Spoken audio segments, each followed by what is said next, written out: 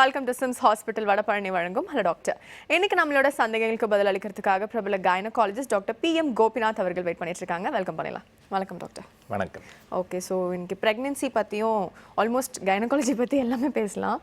But குறிப்பாக அந்த மாதிரி சின்ன சின்ன விஷயங்கள்லாம் ப்ரெக்னென்சி டைமில் வந்து பெரும்பாலான பெண்கள் வந்து பாதிக்கக்கூடிய ஒரு விஷயம் சொல்ல முடியாது. பட் அதை என்ஜாய் பண்ணுவாங்க சில பேர்.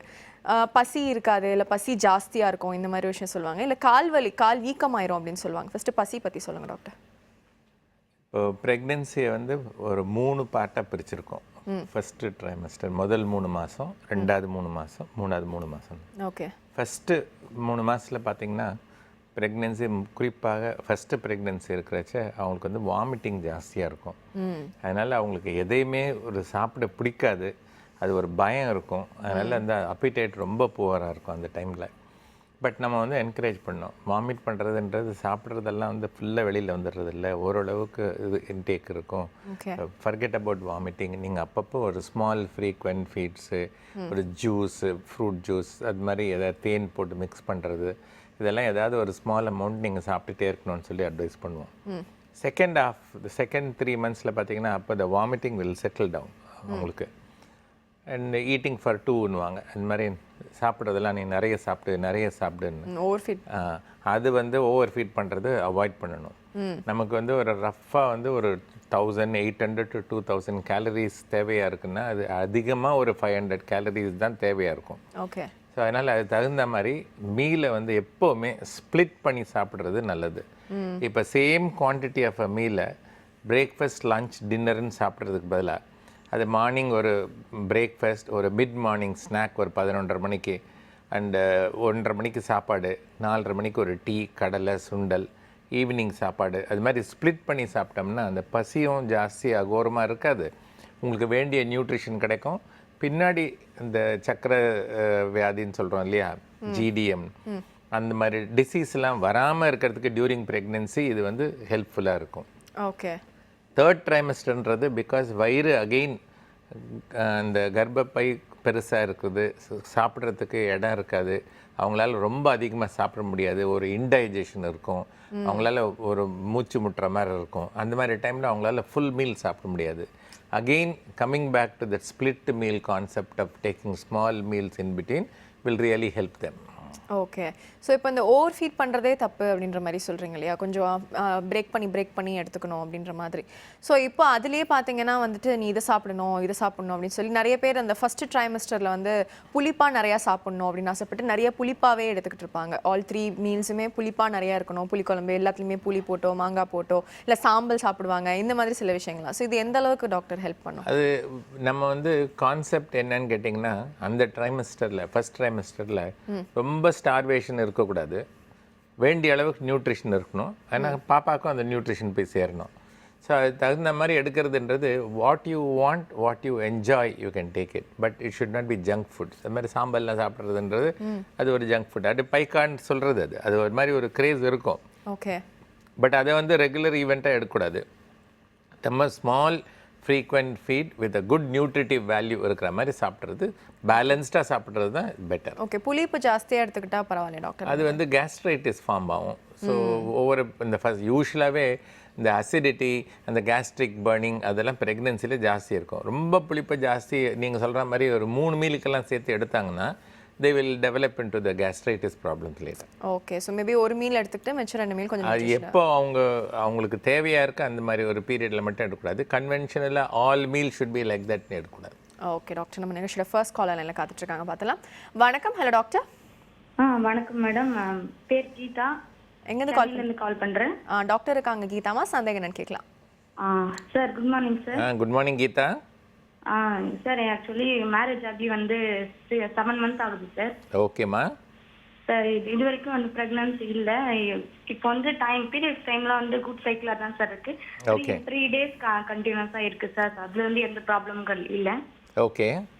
இப்போ வந்து அடிக்கடி வந்து பாடி வந்து ஹீட் ஆயிடுது சார். எப்பயுமே அப்படிதான் இருக்கு. பாடி வந்து எவ்வளோ நம்ம குளிர்ச்சியான பொருள் எடுத்துட்டாலும் ஹீட்டாக தான் இருக்கு. இப்போ அதனால கருத்தரிக்க முடியலன்னு சொல்றாங்க. அதனால எது ப்ராப்ளம் இருக்குமா சார்?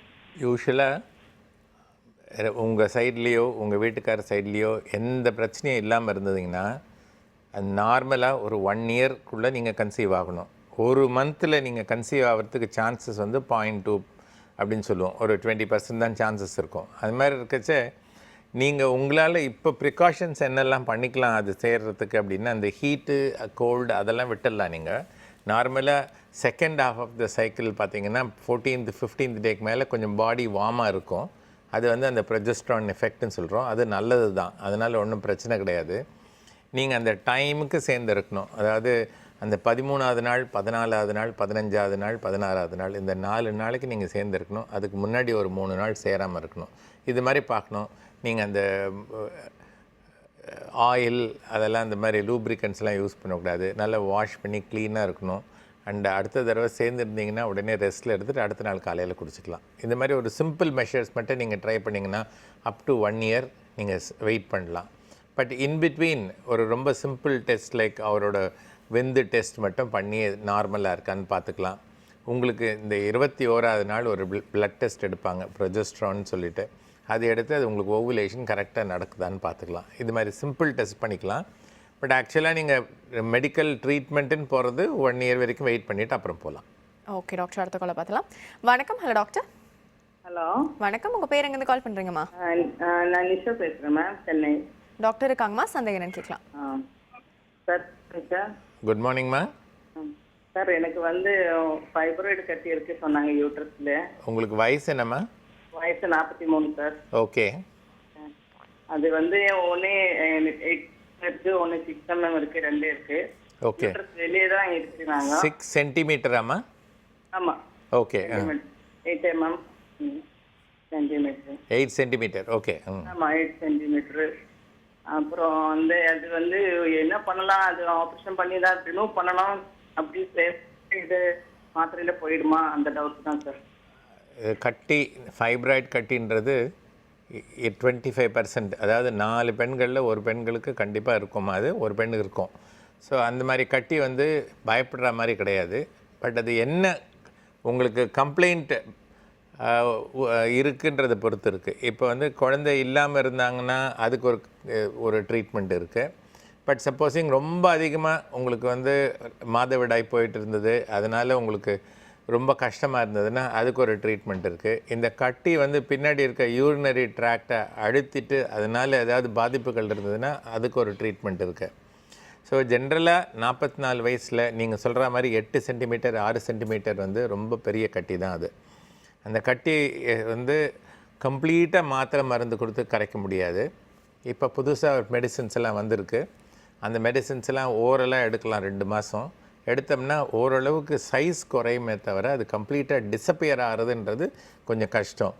ஸோ அநேகமாக நீங்கள் அந்த வந்து ஸ்கேன் பண்ணி அது எந்த விதமான கட்டி, அதுக்கு உள்ள பிளட் சப்ளை எப்படி இருக்குது, அதிகமாக இருக்கா குறைச்சலாக இருக்கா, வேறு எந்த ஆபத்தும் இல்லையா அப்படின்னு சொல்லி நீங்கள் தெரிஞ்சுக்கணும் முதல்ல. அதுக்கப்புறமா வந்து நீங்கள் அந்த உங்கள் டாக்டரை வந்து கன்சல்ட் பண்ணிங்கன்னா அவங்க சொல்லுவாங்க. யூஸ்வலாக கன்சர்வேட்டிவ், அதாவது மாத்திரை மருந்தெல்லாம் கொடுக்குறதுன்றது ஏதாவது ஒரு ப்ரெஷர் எஃபெக்ட் இருந்தது, அந்த ப்ரெஷர்லேருந்து ரிலீவ் ஆகி நீங்கள் இப்போ டைம் பீங்க்கு நீங்கள் சரியாக இருக்கிறதா இருந்தால் அந்த மாதிரி டேப்லெட்ஸ்லாம் எடுக்கலாம். கம்ப்ளீட் க்யூர், கம்ப்ளீட் டிஸப்பியரன்ஸ்ன்றது மாத்திரை மருந்தில் வர்றது இப்போதைக்கு சாத்தியம் இல்லை. ஓகே டாக்டர், அடுத்த காலை பார்த்தலாம். வணக்கம். Hello doctor. ஹலோ வணக்கம். திருப்பூர்லேருந்து லதா பேசுகிறேங்க. டாக்டர் இருக்காங்களா? தாமா, சந்தேகம் என்னன்னு கேட்கலாம். Thank you. Good morning sir. Good morning Latha. How are you sir? நல்லா இருக்கம்மா, நீங்கள் எப்படி இருக்கீங்க? நல்லா இருக்கேங்க சார். சார் ஃபர்ஸ்ட் எனக்கு 32 இயர்ஸ் ஆகுதுங்க சார். ஃபர்ஸ்ட் ஒரு ஃபீமேல் சைல்டு இருக்குங்க சார். 4 இயர்ஸ் ஆகுது sir. Okay. So first second try பண்ணலான்ட்டு இப்போ ஒரு 6 மந்த்தாக ட்ரை பண்ணுறோங்க சார். அது வந்து எல்லா டெஸ்ட்டும் ட்ரை பண்ணுறதுக்கு முன்னாடி எல்லா டெஸ்ட்டும் எடுத்தாலும் எல்லாம் நார்மல் சொல்லிட்டாங்க சார். ஓகே. அப்புறம் ஒரு 3 மந்த்துக்கு முன்னாடி வந்து யூட்ரஸ்ல கொஞ்சம் லைட்டாக மைல்டு இன்ஃபெக்ஷன் இருக்குன்னு சொல்லிட்டு ஒரு ஆன்டிபயோட்டிக் டாக்ஸையும் டினிடசோலும் கொடுத்தாங்க சார். ஓகேம்மா. அப்புறம் கிளியர் ஆயிடுச்சுன்னு சொல்லிட்டாங்க சார். அப்புறம் வந்து போன மந்த் ஒரு 2 டேஸ் தள்ளி போச்சுங்க சார். அப்புறம் மென்சஸ் ஆயிடுச்சுங்க சார். ஓகேம்மா. அப்புறம் வந்து சார் இந்த சைக்கிள் ட்ரை பண்ணலான்னு சொல்லிட்டு 15 டேஸ்ல 13, 14, 15 டேஸ்ல இது பண்ணும்போது கொஞ்சம் மைல்டா ஸ்பாட்டிங் மாதிரி இருந்துச்சுங்க சார். இந்த மிட் சைக்கிள் ஸ்பாட்டிங் சார், நீங்கள் இப்போ இந்த மிட் சைக்கிள் ஸ்பாட்டிங் சொன்னீங்களே, பாதி பீரியட்ஸில் இந்த 13, 14 நாளில் லேசாக ஸ்பாட்டிங் வர்றதுன்றது ஒன்றும் பிரச்சனை கிடையாது. அது இந்த ஓவுலேஷன் டைமில் அது மாதிரி ஒரு நாள் வர்றது கரெக்ட் தான் அது. பட் எல்லாருக்கும் வரணுன்றது அவசியம் இல்லை. பட் ஆனால் நீங்கள் அது தொடர்ந்து வர்ற மாதிரி இருந்தது, இல்லை எப்போல்லாம் நீங்கள் வீட்டுக்கார் கூட சேர்றதுலாம் அது மாதிரி வந்ததுன்னா அப்போ போய் நீங்கள் டாக்டரை போய் செக் பண்ணிக்கணும்.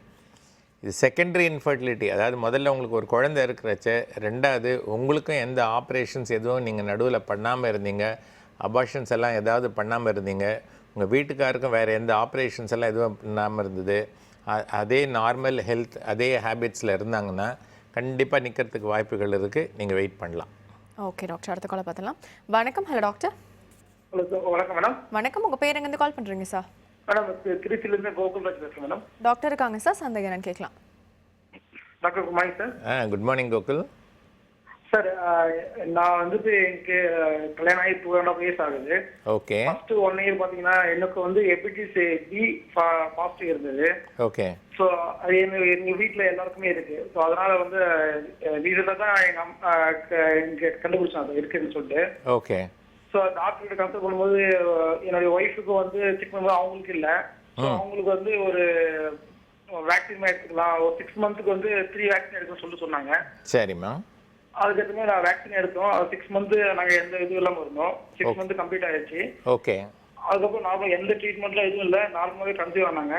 ஓகே. கன்சீவ் ஆகி 6 months வரைக்கும் குழந்தை ரொட்டீன் செக்அப் எல்லாம் போயிட்டு இருந்தோம். எந்த ப்ராப்ளமும் இல்லை. அந்த 5th month அனாமல் ஸ்கேன் எடுக்கும்போது கூட எந்த ப்ராப்ளம் இல்லைன்னு சொன்னாங்க. ஓகே. 6 months கம்ப்ளீட் ஆகிட்டு 7th month ஸ்டார்டிங்ல நார்மலாகவே திடீர்னு ஒய்ஃப் வந்து பெயின் மாதிரி சொன்னாவே ஹாஸ்பிட்டலுக்கு போகும்போது உங்கள் யூட்ரஸ் ஓப்பன் ஆயிடுச்சு, ஸோ இது வந்து டெலிவரி பெயின் சொல்லி சொன்னாங்க. ஸோ எவ்வளோ போராடி பார்த்து திடீர்னு டெலிவரி ஆயிடுச்சு, நார்மலாக டெலிவரி ஆயிடுச்சு. ஓகே. டெலிவரி ஆகிட்டு குழந்தை வந்து பார்த்தீங்கன்னா 1.5 hours உயிரோடு இருந்து அப்புறம் குழந்தை இறந்துருச்சு. ஓகே. ஸோ ஃபர்தர் ட்ரீட்மெண்ட் எதுவும் பண்ண முடியாது, குழந்தை எதுவும் எடுத்துக்கல, ஆர்கான்ஸ்ல நல்லா டெவலப் ஆகல சொன்னாங்க. ஸோ இன்னும் 4 weeks கம்பல்சரி காப்பாற்றிக்கலாம் டாக்டர்லாம் சொன்னாங்க. நீங்கள் சொல்கிறது வந்து உங்களுக்கு வந்து இந்த ஹெப்படைட்டிஸ் இ இருக்கிறது, அதனால் இப்போ இந்த உங்கள் ப்ரெக்னென்சிக்கு வந்த அந்த பாதிப்புக்கு கண்டிப்பாக அது வந்து ஒரு காரணமாக இருக்காது. இப்போ வந்து சாதாரணமாக நீங்கள் கன்சீவ் ஆகிருக்கீங்க, அனாமலி ஸ்கேன் வரைக்கும் போய் கிளியராக பண்ணியிருக்காங்க, உங்கள் ஒய்ஃப்க்கும் வேக்சினேஷன்லாம் பண்ணியிருக்காங்க, உங்களுக்கு தெரிஞ்ச வரைக்கும் எல்லா ப்ரிகாஷன்ஸும் நீங்கள் எடுத்திருக்கீங்க. இப்போ குறைப்பிரசவம் ப்ரிமெச்சூர் லேபர்ன்றதுக்கு வேறு நிறைய காரணங்கள்லாம் இருக்குது. ஸோ இப்போ அபார்ஷன் ஆகிட்டு இப்போ எவ்வளோ நாள் ஆச்சுன்றதை பொறுத்து நீங்கள் ஒரு 6 மாதம் வரைக்கும் வெயிட் பண்ணலாம், 6 மாதம் கன்சீவ் ஆகாமல் பார்க்கலாம். அது முடித்த உடனே அதுக்கு அந்த காரணங்கள்லாம் இருக்குது.